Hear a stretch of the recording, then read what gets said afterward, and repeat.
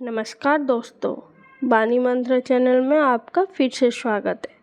आज हम नवरात्रि में माता के 9 रूपों के बारे में जानेंगे।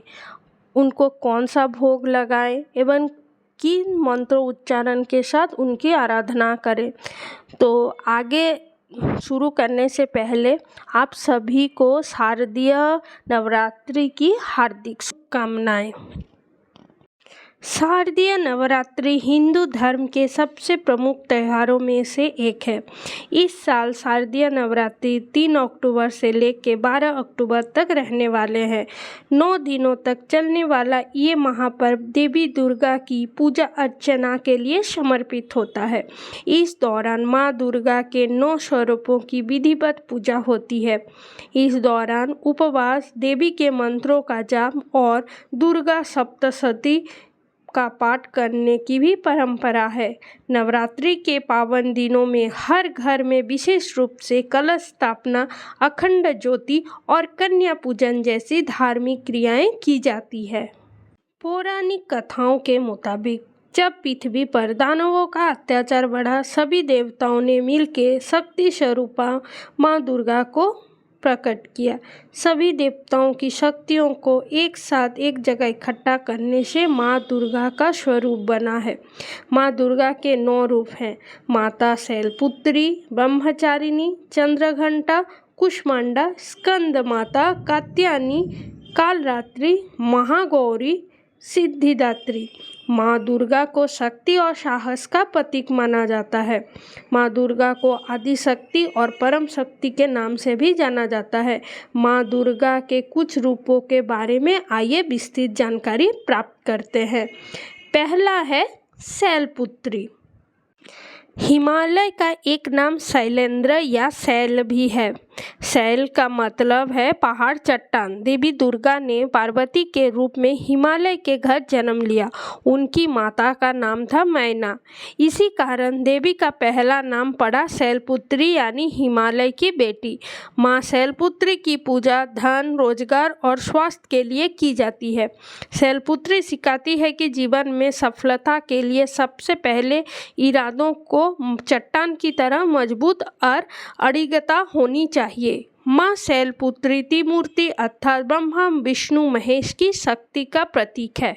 नवरात्रि के पहले दिन ओम ऐं ह्रीं क्लीं चामुंडाय विद्महे, ओम शैलपुत्री देव्यै नमः या ओम सं शैलपुत्री देव्यै नमः मंत्र जपना चाहिए।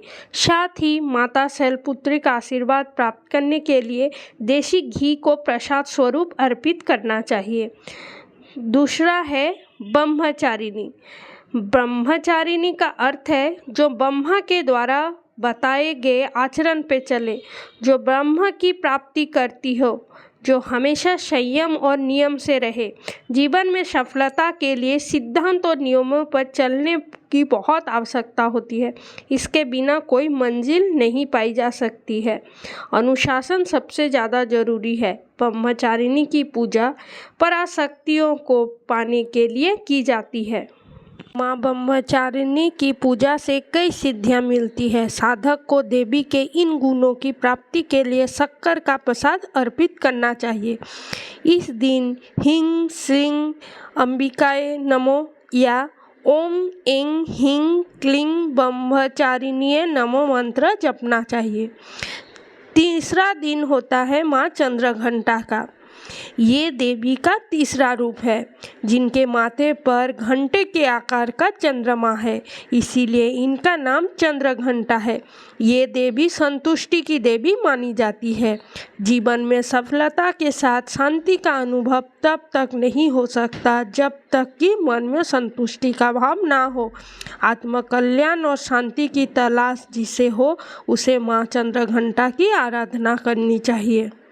देवी चंद्रघंटा अपने भक्तों को साहस प्रदान कर उन्हें समस्त अवगुणों से दूर रखती है। इनकी पूजा के लिए ओम ऐं श्री शक्तये नमः मंत्र जपना चाहिए। देवी चंद्रघंटा को प्रसाद स्वरूप खीर अर्पित करनी चाहिए। चौथा है माँ कुष्मांडा का। कुष्मांडा देवी का चौथा स्वरूप है। ग्रंथों के अनुसार इन्हीं देवी की मंद मुस्कान से अंड यानी ब्रह्मांड की रचना हुई थी। इसी कारण इनका नाम कुष्मांडा पड़ा। ये देवी भय दूर करती है। भय यानी डर ही सफलता की राह में सबसे बड़ी मुश्किल होती है। जिसे जीवन में सभी तरह के भय से मुक्त होकर सुख में जीवन बिताना हो, उसे देवी कुष्मांडा की पूजा करनी चाहिए। देवी कुष्मांडा अपने भक्तों के जीवन में अंधकार का नाश करती है और उन्हें धन और स्वास्थ्य प्रदान करती है। इनकी पूजा के लिए ओम कुष्मांडे नमः मंत्र या देवी सर्वभूते सृष्टि रूपेण संस्थिता नमस्तस्ते नमस्तस्ते नमस्तस्ते नमो नमः मंत्र जपना चाहिए। माता कुष्मांडा को मालपुआ का प्रसाद अर्पित करना चाहिए। पांचवा है स्कंद माता। भगवान शिव और पार्वती के पहले पुत्र हैं कार्तिकेय। उनका ही एक नाम है स्कंद। कार्तिकेय यानी स्कंद की माता होने के कारण देवी के पांचवें रूप का नाम स्कंद माता है। इसके अलावा ये भक्ति की भी दाता है।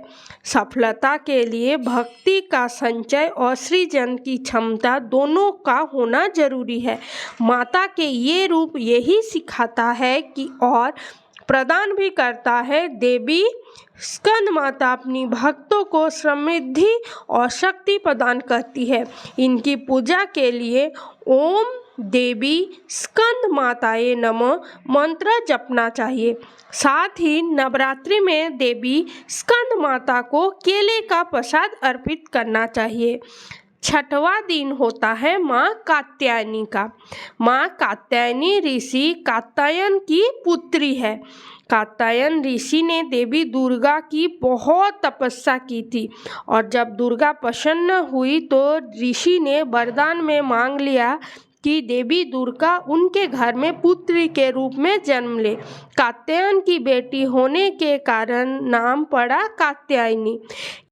माँ कात्यायनी स्वास्थ्य और समृद्धि की देवी है। रोग और कमजोर शरीर के साथ कभी सफलता हासिल नहीं की जा सकती। मंजिल पाने के लिए शरीर का निरोग रहना जरूरी है। जिन्हें भी रोग शोक संताप से मुक्ति चाहिए, उन्हें देवी कात्यायनी को मानना चाहिए। देवी कात्यायनी का एक स्वरूप क्रोध से के सकारात्मक उपयोग को प्रदर्शित करता है। इनकी पूजा के लिए क्लीं श्री त्रिनेत्राय नमः या ओम देवी कात्यायने नमः मंत्र जपना चाहिए। साथ ही देवी कात्यायनी को मधु अर्थात शहद का प्रसाद अर्पित करना चाहिए। माँ का सातवां रूप है कालरात्रि का। काल यानी समय और रात्रि मतलब रात। जो सिद्धियां रात के समय साधना से मिलती है, उन सब सिद्धियों को देने वाली माता कालरात्रि है। अलौकिक शक्तियों तंत्र सिद्धि मंत्र सिद्धि के लिए इन देवी का उपासना किया जाता है। ये रूप दिखाता है कि सफलता के लिए दिन रात को भेद को भुलाकर जो बिना थके रुके लगातार आगे बढ़ता है, वही सफलता जीवन में पाता है और शिखर तक पहुंच सकता है। देवी कालरात्रि की देह से उत्सर्जित होने वाली शक्तिशाली ऊर्जा को ग्रहण करने के लिए नवरात्रि में देवी कालरात्रि को गुड़ का प्रसाद चढ़ाना चाहिए। इनकी पूजा के लिए ओम श्री कालिकाय नमः या ओम क्लीं हूं ही मंत्र का जाप करना चाहिए। देवी का आठवां रूप है महागौरी का, जो कि 8वें दिन पूजी जाती है। गौरी यानी पार्वती, महागौरी यानी पार्वती का सबसे उत्कृष्ट स्वरूप। अपने पाप कर्मों के काले आवरण से मुक्ति पाने के लिए और आत्मा को फिर से पवित्र और स्वच्छ बनाने के लिए महागौरी की पूजा और तप किया जाता है। ये चरित्र की पवित्रता का प्रतीक देवी है। अगर कलंकित चरित्र के साथ मिलती है तो वे किसी काम की नहीं होती है। चरित्र उज्जवल हो तो ही सफलता का सुख मिलता है। इनके गौर बनने के कारण उन्हें देवी महागौरी के नाम से जाना जाता है। देवी महागौरी को प्रसाद स्वरूप नारियल अर्पित करने से मनुष्य पाप मुक्ति मिल सकता है और विभिन्न प्रकार के भौतिक सुख भोगता है। इनकी पूजा में ओम देवी महागौरे नमः मंत्र जपना चाहिए। और अंतिम जो रूप है यानी 9वें दिन का वो माता सिद्धिदात्री का होता है। ये देवी सारी सिद्धियों का मूल है।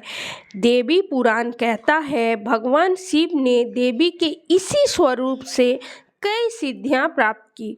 शिव के अर्धांगिनी स्वरूप में जो आदि देवी है वो है सिद्धिदात्री माता। हर तरह की सफलता के लिए इस देवी का आराधना की जाती है। सिद्धि का अर्थ है कुशलता। कार्य में कुशलता और सलीका हो तो सफलता आसानी से मिल जाती है।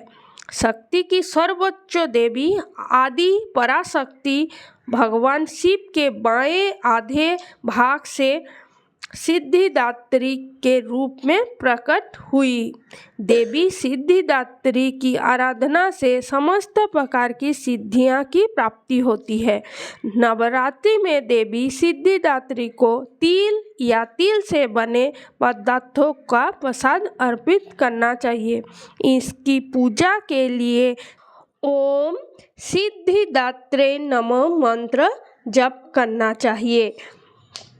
तो आप सभी को नवरात्रि की हार्दिक शुभकामनाएं। आज के लिए इतना ही।